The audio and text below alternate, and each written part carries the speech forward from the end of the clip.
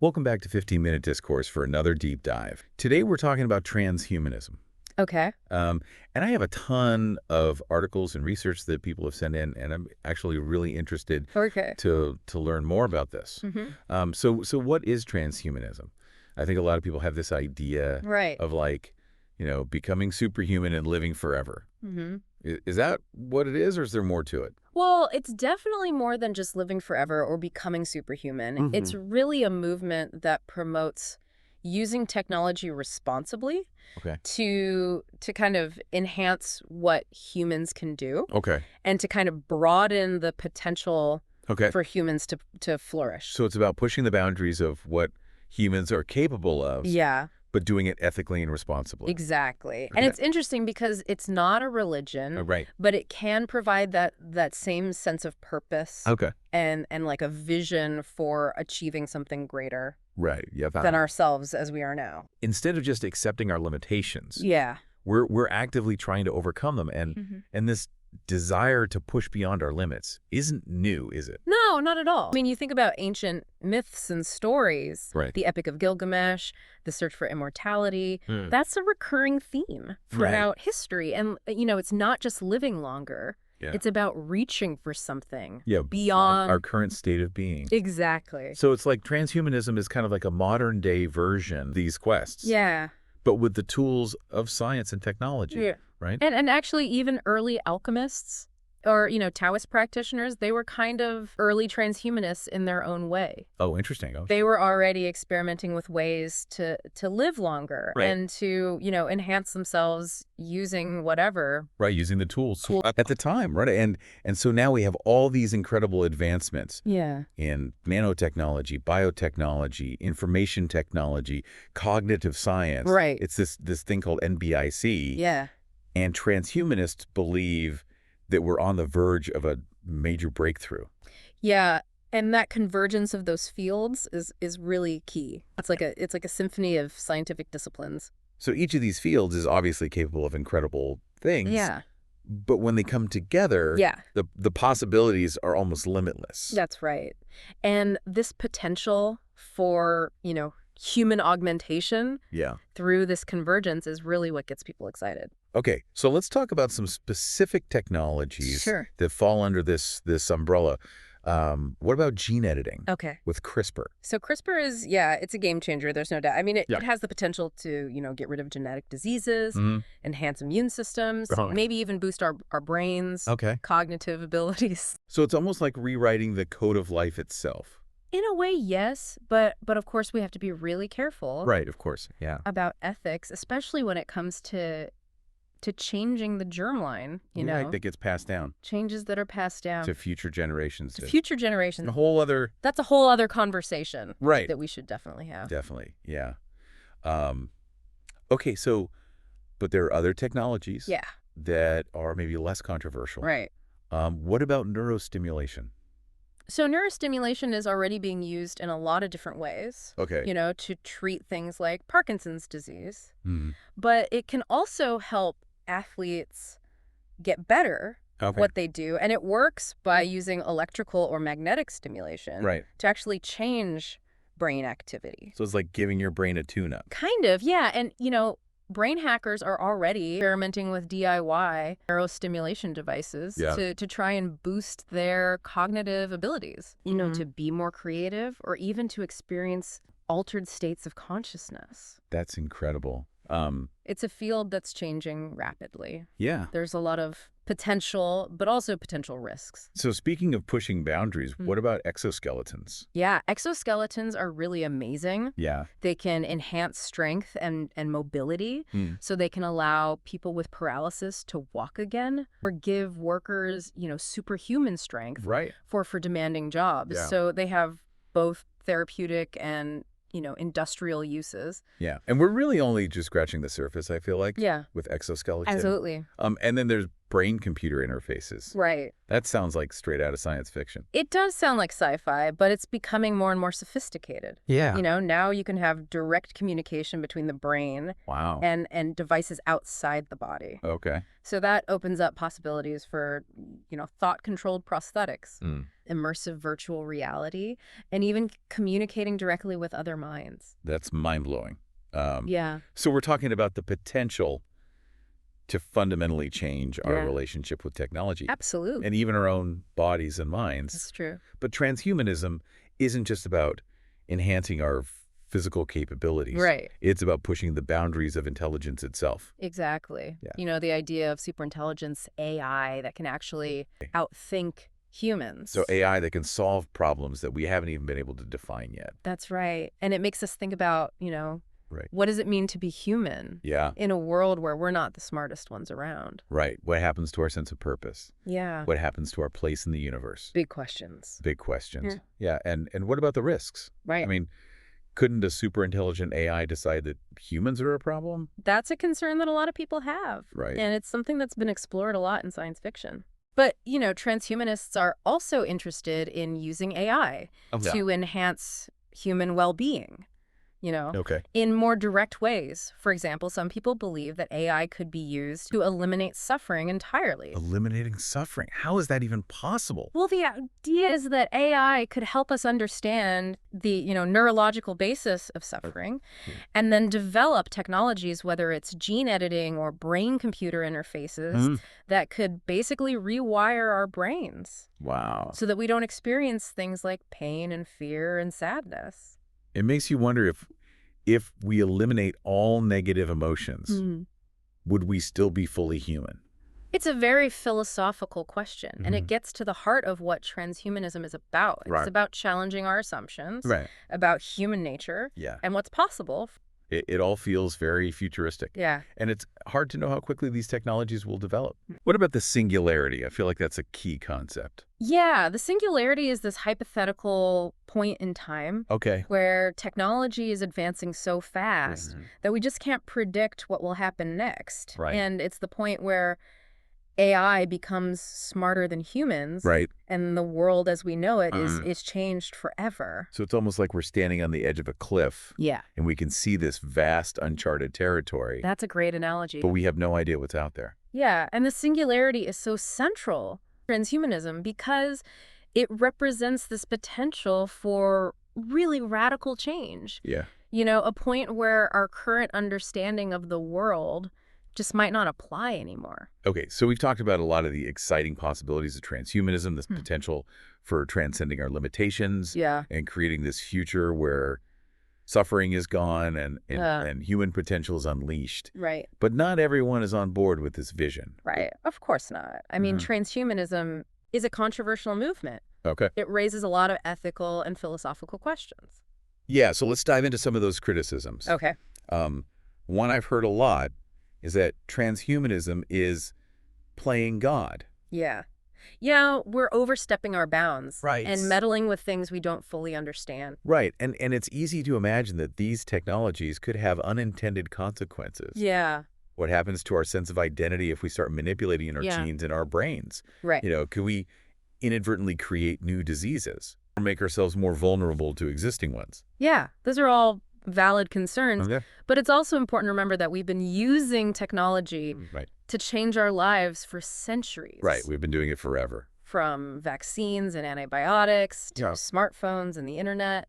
Technology has already had a huge impact Yeah. on what it means to be human. Exactly. And in a way, we're already on this path of, augmenting ourselves with technology. And transhumanism is just taken it a step further. Right. Asking what's possible if we keep pushing the boundaries. Yeah. But some people argue that these technologies are different, that they're a fundamental break from nature. Right. They worry that we're entering dangerous territory. Right. That we could jeopardize the future of our species. Yeah. And we do need to be mindful of the risks. Right. Especially with technologies that could, change the human germline. Right. Or create a super intelligent AI. So we need to proceed with caution. Yeah. But also with a sense of wonder and possibility. Absolutely.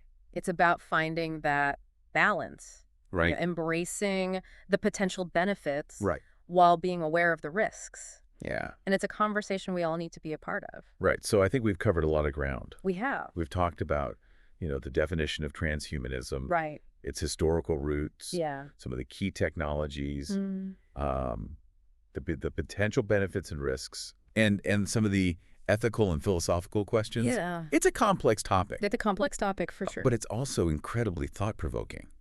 I think so. It forces us to think about what it means to be human. Right. What kind of future we want to create and what role technology will play in shaping that future. And it's a future that we're already creating. Right. Whether we realize it or not. So where do we go from here? That's what we'll explore next. Okay. We'll look more at what transhumanism could mean for society, for individuals, and for the meaning of being human. All right, so stay with us. All right, so we've kind of laid the groundwork for understanding what transhumanism is all about. But now I'm really curious, like, what does the future actually hold? Yeah. Because the sources you sent paint this really diverse picture. Yeah, it's true. It's hard to know what aspects will really take root. It's not really one single fixed future, Right. but a range of possibilities, each with its own challenges and opportunities. One that stands out to me is this idea of morphological freedom. Okay. The right to modify our bodies. Right. However we see fit. And it really pushes the boundaries of individual liberty. Yeah.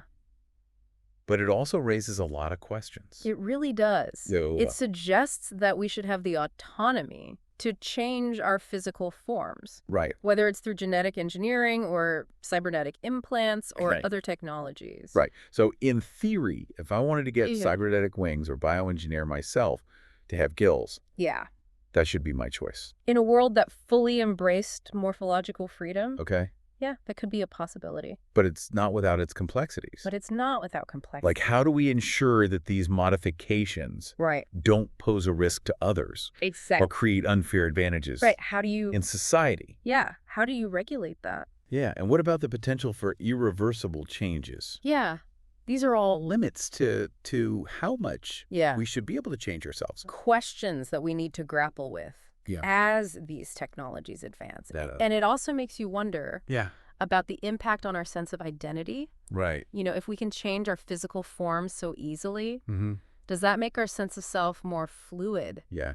It's fragmented. It's a deep question. Right. And one that transhumanists have been, debating for a long time. Right. Some believe that embracing this technology could actually lead to a richer, more diverse sense of self. Okay. Allowing us to explore different... So instead of being limited by our biology, we could see ourselves as constantly evolving, exploring new possibilities. It's a shift from a static view of human nature to a more dynamic, fluid. Yeah, it's a fascinating concept. Understanding of what it means to be human, but also a bit daunting. Yeah.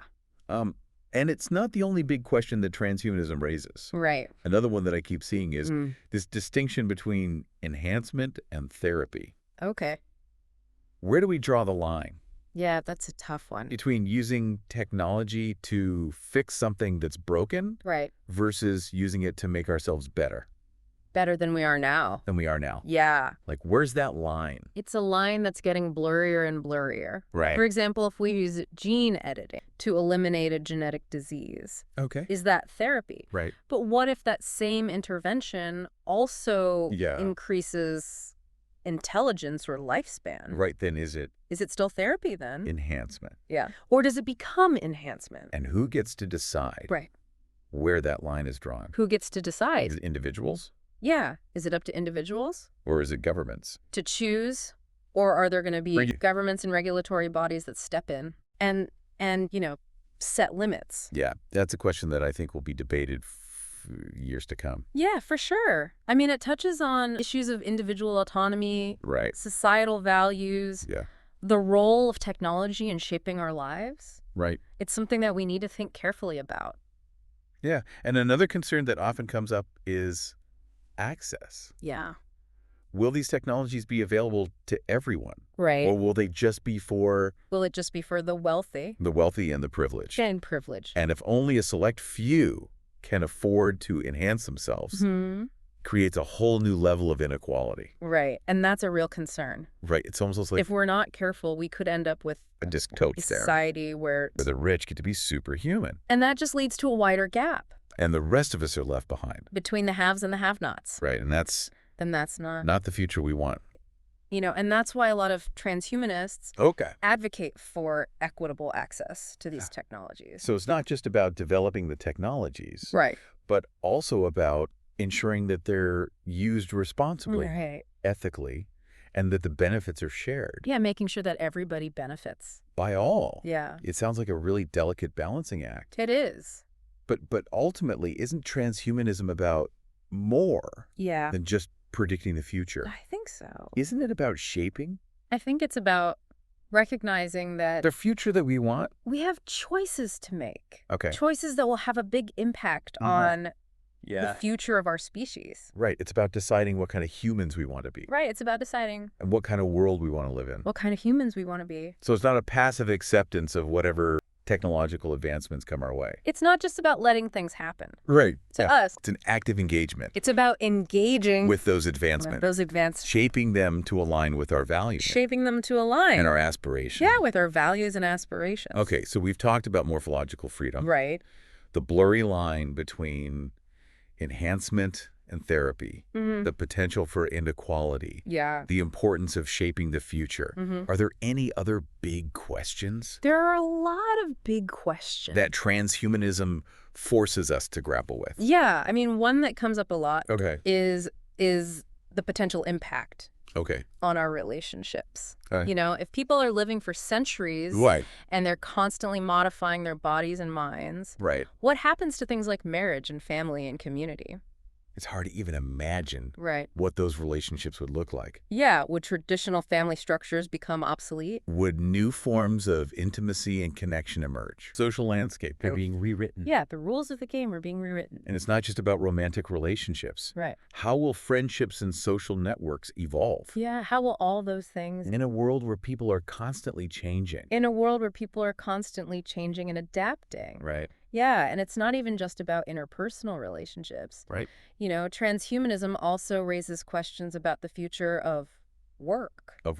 Education, politics, art, and culture. It seems like every aspect of our lives could potentially be transformed by these technologies. Yeah, every aspect of our lives could potentially be transformed by these technologies. It's both exciting and a little bit terrifying. It is. But it's clear that we can't just ignore these technologies. No, we can't. Hope they'll go away. Ignore them and hope they go away. They're here to stay. They're here to stay. And they're going to continue to evolve. They're going to keep evolving. At an increasingly rapid pace. At an even faster pace. So the question becomes, how do we want to engage with these technologies? How do we want to engage with these technologies? Do we want to be passive bystanders? Yeah. Do we want to just... Or do we want to actively shape the future that they're creating? So we've covered a lot of ground here. We have. We've talked about the potential of transhumanism to transform our bodies, our minds, our relationships, our societies. But we haven't really touched on the impact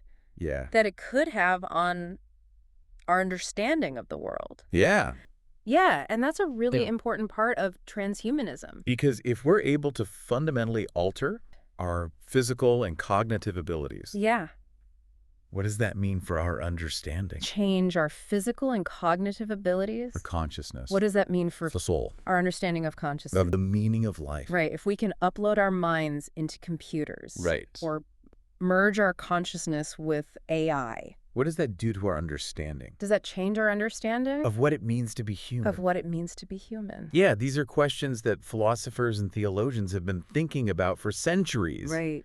But transhumanism brings a new urgency to these questions. Yeah. Because now we have the technologies that could actually make these things happen. It's not just theoretical anymore. Right. It's not just theoretical anymore. It's almost like transhumanism is forcing us to confront these big existential questions. It is. That we've been wrestling with for millennia, but in a whole new light. New light. Right. And it's not about finding easy answers. Yeah. It's not about definitive solutions. Finding easy answers or definitive solutions. It's about engaging in a process of exploration. It's about discovery, being willing to question our assumptions, embrace new possibilities. It's not just about the technology, but about the journey. It's not just about the technology that these technologies could take us on. It's about the philosophical and spiritual journey that these technologies could take us on. Transhumanism is about more than just extending life or enhancing our abilities. It's about expanding our understanding of ourselves. Of our place in the universe. Our place in the universe. And the nature of reality. And the very nature of reality. It sounds like transhumanism is as much a philosophical movement as it is a technological one. And more. Right? It's a movement that challenges us to think differently. About what it means to be human. It challenges us to think differently about what it means to be human. And to embrace the potential of technology. While also being mindful of the risks and the ethical considerations. It's a lot to take in. It is. But it's clear that transhumanism is a force to be reckoned with. Absolutely. And it's going to shape the way we think about the future. Yeah, and it's a conversation that's only just beginning. As we've been talking about all this, I keep thinking about how transhumanism, it's like already here. Yeah. It's not some far-off concept. Yeah, it's happening now. It's happening all around us. All around us. You know, we have smartphones that augment our memories. Our communication fitness trackers. That monitor our biometrics. I mean, we're already using technology. Yeah, we're integrating technology. In ways that would have been unimaginable. Into our lives in ways that were unimaginable. A few decades ago. And the pace of these advancements, it's mind-boggling. It's accelerating. Yeah, I can't even imagine where we'll be in 10 years. It's hard to fathom. In 20 years. Where we'll be in 10 or 20 years. What seemed like science fiction yesterday is becoming our reality. It's true, and that's why it's so important to have these conversations now. We need to be thinking about these things before it's too late.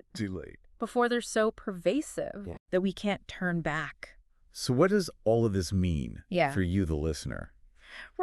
Transhumanism, it can feel very abstract. But it has real implications. It has very real and personal implications. It's for each of us. For each of us. So it challenges you. It challenges you to think about your own relationship with technology. How comfortable are you with the idea of enhancing your body or your mind? Where do you draw the line? Yeah, what are the consequences for society if we don't consider... For society, if we don't carefully consider... These questions. It's not about blindly accepting or rejecting these technologies. It's not about just accepting or rejecting. It's about taking an active role. These technologies... It's shaping the future. It's about taking an active role... We want. In shaping the future we want. A future that aligns with our values. About asking yourself... Do I want to live in? What kind of future do I want to live in? And what role do I want technology to play? And what role do I want technology to play in shaping that future? Because the future isn't something that just happens to us. The future isn't something that just happens to us. It's something we create. Something we create. Through our choices. Through our choices. Our actions and our willingness. Or actions. And our willingness to engage in these critical conversations. Yeah, it's a collective effort. It's a collective effort, a shared responsibility. To steer the course of human evolution. To steer the course of human evolution. In a direction that benefits. In a direction that benefits. All of humanity. All of humanity. So as we wrap up our deep dive... As we wrap up our deep dive... Into transhumanism. Here on 15-Minute Discourse. We want to leave you with this thought. Okay. If you could enhance any aspect of yourself. Okay. Physical. Mental, emotional. If you could enhance any aspect of yourself. Which would you choose? Physical, mental, or emotional, which would you choose? And why? What does that say about your values? What does that reveal about your values and aspirations? And your aspirations. It's a question worth pondering. It is. Your answer might surprise you. Yeah. It might give you some valuable insights into your own personal vision of the future. Yeah. And that's a wrap. Okay. On our deep dive into transhumanism. Here on 15-Minute Discourse. If you enjoyed exploring the future of humanity, consider liking. If you enjoyed it, consider liking and subscribing. For more thought-provoking discussions. Thanks for listening.